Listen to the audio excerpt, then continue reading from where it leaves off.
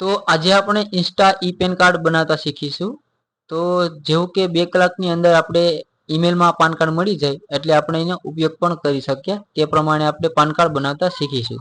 તો સૌથી પહેલા તો આપણે આપણી આઈડી થી લોગિન કરી અને આધાર નંબર નાખી અને આ પેજ ઉપર આવી જશું, બરોબર। ત્યારબાદ અહીંયા ઉપરની લીટી જે નામ અસ પર આધાર છે એમાં આપણે કઈ લખવાનું નથી, કેમ કે ઇન્સ્ટા ઈ પેન કાર્ડ કાઢશું એટલે એમાં નહીં લખવાનું ઓપ્શન આવે। ત્યારબાદ અહીંયા લાસ્ટ નેમ, ફર્સ્ટ નેમ અને મિડલ નેમ એ નાખવું પડશે। ત્યારબાદ એની ડેટ ઓફ બર્થ અને એનું જેન્ડર, ત્યારબાદ અહીંયા આખું નામ જેવું પાન કાર્ડમાં જોઈએ છે એ પ્રમાણે નાખી અને આપણે આગળ આવશું। અહીંયા નો આપી દેવાનું। ત્યારબાદ એના ફાધરનું નેમ 2 વખત નાખવાનું છે।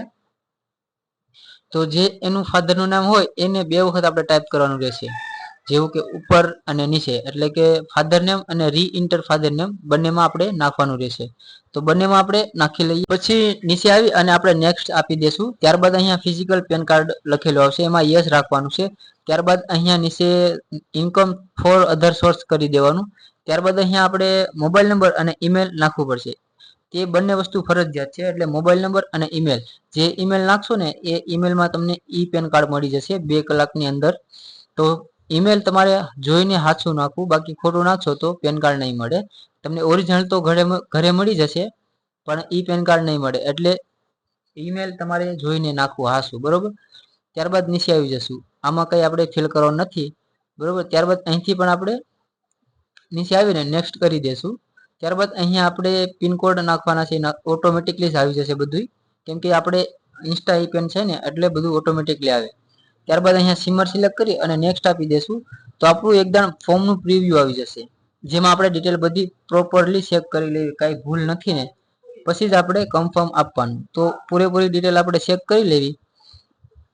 ત્યારબાદ નીચે કન્ફર્મ લખેલું છે એના ઉપર આપણે ક્લિક કરવાનું।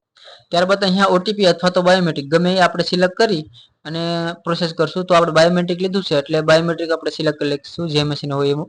ત્યારબાદ ઓકે આપશો એટલે બાયોમેટ્રિક મશીનમાં લાઈટ થશે, એના ઉપર આપણે કસ્ટમરનો ફિંગર રખવવાનો। ત્યારબાદ ફિંગર કેપ્ચર થશે એટલે ઉપર મેસેજ આવશે, એમાં આપણે ઓકે મારી અને સબમિટ આપવાનું રહેશે।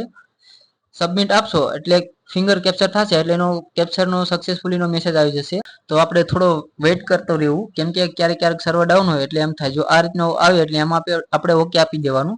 ત્યારબાદ ફરીવાર આપણે ઈ સાઇન કરવું પડશે, એટલે ફરીવાર બાયોમેટ્રિક સિલેક્ટ કરી અને હવે અહીંયા આપણે આધાર નંબર નાખવાનો છે અને ઓટોમેટિકલી આપણું બાયોમેટ્રિક મશીન સ્કેન થઈ અને અહીંયા નામ આવી જશે, તેના ઉપર આપણે ટીક કરવાનું। ત્યારબાદ અહીંયા ટીક કરવાનું અને કેપ્ચર કરવાનું। અહીંયા ઓકે આપી દેશો એટલે બાયોમેટ્રિકમાં લાઈટ થશે અને ફિંગર રખવવાનું। ફિંગર રખવશો એટલે કેપ્ચર થશે, એટલે આ રીતનું ફિંગર કેપ્ચર સક્સેસફુલી આવી જશે। ત્યારબાદ જો ફિંગર ના આવે તો આપણે ફરીવાર પાછો કેપ્ચર કરી લઈએ, ફિંગર બરોબર રખવવાનો આ વખતે ફિંગર તો આવી જશે, બરોબર। તો આપણે અહીંથી કેપ્ચર અગેન કરીશું એટલે પાછી લાઈટ થશે અને ફિંગર રખવવાનો। જેવું ફિંગર તમે રખવશો એટલે કેપ્ચર થઈ જશે। ત્યારબાદ જો ફિંગર મેચિંગ થઈ જશે એટલે આપણે પેન કાર્ડની અરજી કન્ફર્મ થઈ જશે।